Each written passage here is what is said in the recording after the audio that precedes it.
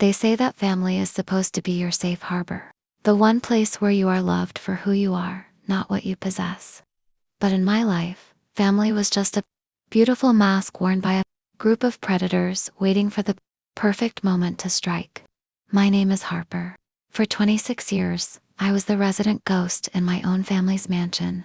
My father, Arthur, was a ruthless corporate executive who viewed life as a giant chessboard where people were either valuable pieces or completely useless pawns. Naturally, my younger sister, Chloe, was his ultimate pride and joy. She was the golden child, superficial, materialistic, and flawlessly tailored to fit into his elite country club circles. I was the complete opposite. I craved a life built on integrity, honor, and true purpose, because I refused to bow to my father's corporate empire or seek his validation. He completely dismissed my existence. The day I turned 18, I packed my bags, signed my name, and joined the military. To my father and Chloe, my service was a badge of shame. They didn't see courage. They saw a failure who couldn't cut it in the corporate world. Whenever I came home for the holidays, I was met with icy silence or mocking remarks. My father would actively ignore me at the dinner table, choosing instead to brag about Chloe's expensive shopping sprees or her high society connections.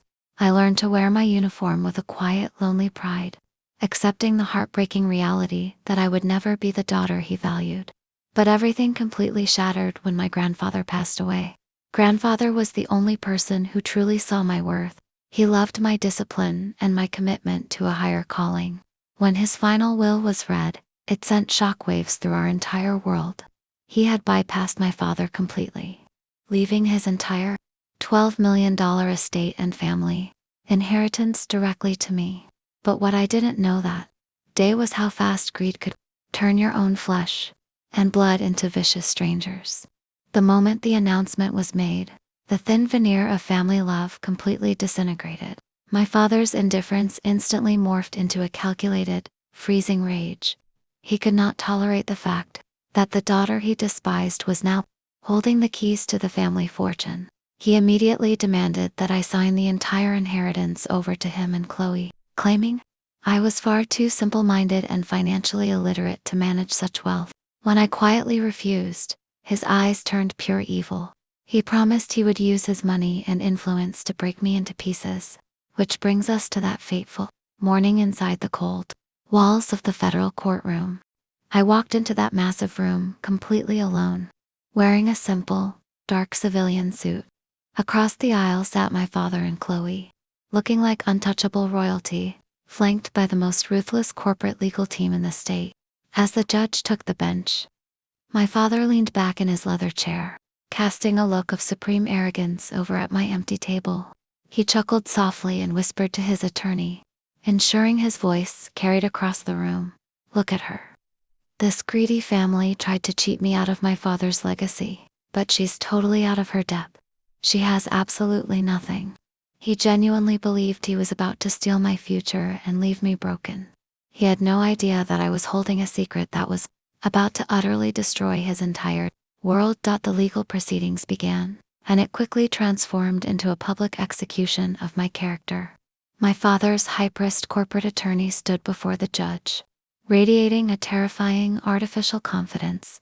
With a loud, booming voice, he began to systematically tear my life apart.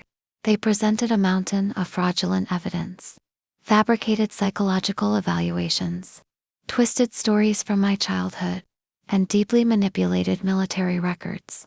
They argued that my years in the service had left me mentally unstable, erratic, and emotionally incompetent to manage a multi-million-dollar estate. They painted a picture of me as a bitter, deeply manipulative daughter who had used underhanded, deceitful tactics to brainwash a frail old man in his final vulnerable days. Every single lie felt like a physical blow directly to my chest, leaving me feeling completely shattered. I sat entirely alone at my table, watching my own father nod along with a look of theatrical sorrow on his face. He actually pretended to be a heartbroken parent who was simply trying to protect his unstable child from her own profound incompetence. Behind him, Chloe sat gracefully, checking her reflection in her compact mirror, completely by the fact that my soul was being publicly destroyed for a piece of paper. The sheer depth of the betrayal was suffocating. These were the people who were supposed to protect me from the world. Yet they were standing in a federal court, utterly crushing my dignity just to line their own pockets with $12 million. For a fleeting moment, the old feelings of worthlessness tried to take over. My heart was racing, and I felt completely broken, trapped in a room full of powerful predators. But then, my father took the witness stand to testify against me. He looked directly at the judge, his voice dripping with a flawless, deceptive warmth. "Your Honor," he said, sighing dramatically, "it breaks my heart to say this, but my daughter Harper has always lacked the intellectual depth and emotional stability to handle reality. She has spent her adult life in the lower ranks of the military, trained only to take basic, mindless orders. Leaving this immense wealth in her hands is a tragedy. It belongs with those the ones who actually understand the law, business, and responsibility." Hearing those words echo through the courtroom, microphone did something profound to me. The heavy heartbreak and the deep pain suddenly burned away, replaced by a cold, sharp, and unwavering strength. I looked down at my hands, remembering the grueling years of intense study, the sleepless nights, and the massive, high-stakes legal responsibilities I had quietly carried on my shoulders far away from his toxic house. I had allowed my family to treat me like a shadow for the entire life because I loved them. But looking at them now, using perjury, bribery, and malice to rob me, I realized they didn't deserve my love, and they definitely didn't deserve my silence anymore, until everything changed in a single fraction of a second. The judge looked over at my empty table, his expression incredibly grave. "Ms. Harper," the judge stated firmly, "your father's counsel has raised devastating questions regarding your competence. Do you have any legal representation present, or any evidence to counter these heavy claims?" I stood up slowly, smoothing down my blazer, my heart beating in a perfectly calm, steady rhythm. The entire courtroom fell dead silent. My father leaned back in the witness box, crossing his arms with a smug smile, fully expecting me to burst into tears or beg for a settlement. Chloe didn't even bother to look up. They honestly believed the trap had closed on a helpless girl. I looked the judge directly in the eye, my voice ringing out with absolute, undeniable authority. "Yes, Your Honor, I do have representation. I will be representing myself, and I would like to formally submit my official credentials into evidence." I opened my briefcase, pulled out a sealed, certified federal folder, and walked it directly forward to the bailiff.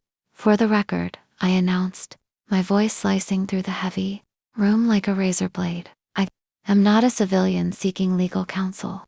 I am a fully licensed active duty attorney specializing in federal fraud, currently serving within the higher ranks of the Judge Advocate General's course. I am a JAG officer." The silence that followed was absolutely deafening. I turned around just in time to watch the color completely drain from my father's face. His crossed arms dropped instantly to his sides. His mouth opened slightly, but no sound came out. The high-powered corporate lawyer he had hired froze mid, his eyes widening in absolute panic as he stared at the official military seals on the documents being handed to the judge. Chloe's jaw dropped, her phone slipping from her fingers and clattering loudly against the wooden floor. The judge thoroughly reviewed the paperwork, a look of profound respect crossing his face. "The record will reflect," the judge announced loudly, "that the defendant is a highly distinguished military legal expert. These credentials are fully valid. For years, I had kept my specific career advancements and my transition into the JAG course completely private from my family. They never asked about my life, so I never told them. In their extreme arrogance, they assumed that because I was in the military, I was just a low-level foot soldier doing manual labor. They had no idea that while they were busy spending money and looking down on me, I was prosecuting complex federal cases and running circles around lawyers twice their attorney's age. My JAG secret had completely shocked them, leaving them utterly defenseless. The tables hadn't just turned. I took total control of the courtroom. With the razor-sharp precision of a trained federal prosecutor, I systematically dismantled their entire fraudulent case piece by piece. I presented ironclad digital evidence proving that the psychological evaluations they submitted were completely fraudulent, tracing the digital footprint and bank records back to a corrupt doctor my father had personally wired $50,000 to just 3 weeks prior. I then submitted financial records exposing my father's hidden debts, proving that his own corporate empire was on the brink of total bankruptcy, which was the real desperate reason they needed my grandfather's millions. By the time I finished presenting my closing arguments, my father's expensive lawyer looked like a ghost. He knew they were entirely exposed. The judge looked down at my father with absolute, burning disgust. Not only was the case dismissed with prejudice, ensuring they could never touch a single cent of the inheritance, but the judge also ordered an immediate federal investigation into my father for perjury, bribery, and document forgery. As the court adjourned, I calmly packed my files into my briefcase. My father stumbled toward my table, his hands visibly shaken, his voice completely stripped of its usual arrogance. "Harper, please," he stammered, looking at me with actual terror in his eyes. "We are family. We can fix this outside of court. Please don't do this." I snapped my briefcase shut, looked him dead in the eyes, and felt nothing but a deep, beautiful, and lasting peace. "You wanted to find out who was competent enough to run a legacy, Dad," I said quietly. "Now you know." I walked out of that federal courthouse into the warm afternoon sun, leaving them behind to face the wreckage of their own greed. I learned a vital lesson through that pain. Your worth is never defined by the people who fail to appreciate you, even if they share your blood. Real strength doesn't require shouting, status, or stepping on others. It is about knowing exactly who you are, standing your ground with dignity, and trusting that the truth will always have the final, loudest word.